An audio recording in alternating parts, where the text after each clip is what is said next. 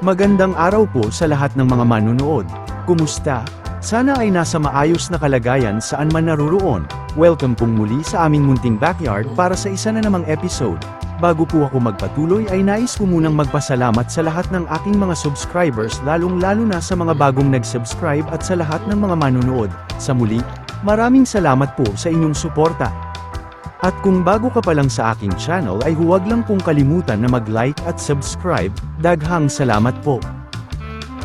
Today's episode ay kumustahin natin ang isang buntis na inahin kung ano na ang mga development o mga pagbabago sa kanyang ika-111 days na pagbubuntis. Tatalakayin din natin ang maling paniniwala patungkol sa kung kailan ang eksaktong araw na manganak ang mga inahing baboy. 3 araw na lang ay ang ika-114 days na pagbubuntis at posible na rin siyang manganak sa araw na ito. Sa uulitin, posible siyang manganak sa ika-114 days at maaari namang hindi. Na-emphasize ko lang po ito dahil parte po ito sa ating topic ngayon.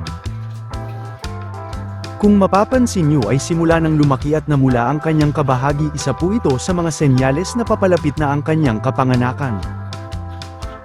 Sa kaalaman po ng lahat lalo na sa mga baguhan pa lang na nag-aalaga ng mga inahing baboy ay hindi po sa lahat ng pagkakataon ay sa ika-114 days eksakto kung sila ay manganak.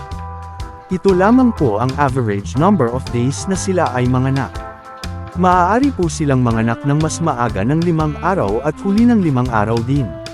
Sa makatuwid as early as 109 days hanggang 119 days o anumang araw sa gitna ng nasabing period ay maaari na silang mag-labor at manganak at normal lang po ito.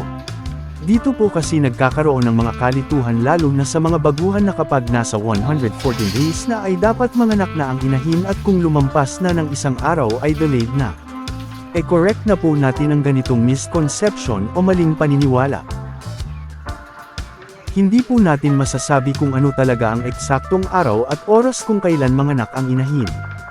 Uulitin ko lang po na ang 114 days ay ang average days lamang. Hindi po sa lahat ng pagkakataon ay dapat manganak na sa nasabing araw at walang dapat ikabahala, kahit lumampas pa ng 3 hanggang 5 araw ay posible silang manganak at normal pa rin ito. Katulad ng nabanggit ay maaari silang manganak ng mas maaga ng 5 araw o umpisa sa 109 days hanggang 119 days. Masasabi na natin na delayed na kapag umabot na sa ika-120 days pataas. Ito ay matatawag na overdue at kailangan na may interventions na ang gagawin para mag-labor na ang mama pig. Nasa nag-aalaga na rin kung ang interventions na ito ay gagawin na mas maaga halimbawa sa ika-118 days o 119 days katulad ng pagbibigay ng gamot na pangpa-labor.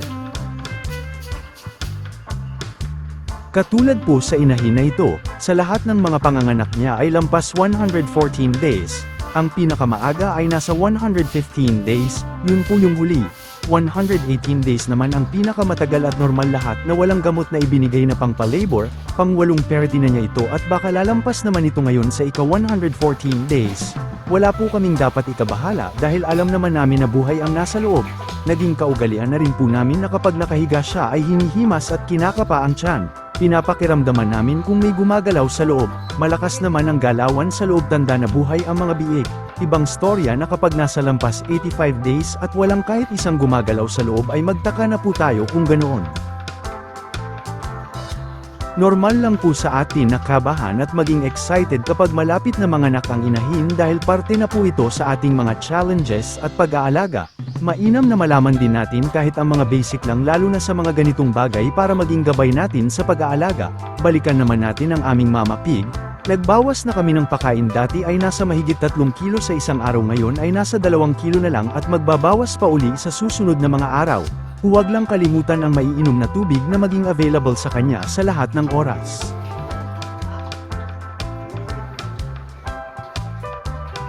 Mas lumaki na ang tiyan at panggatasan at mas ma-develop pa ang mga ito sa mga susunod na mga araw, mamumuo na ang mga utong tanda na aktibo na ang mammary glands para sa gatas.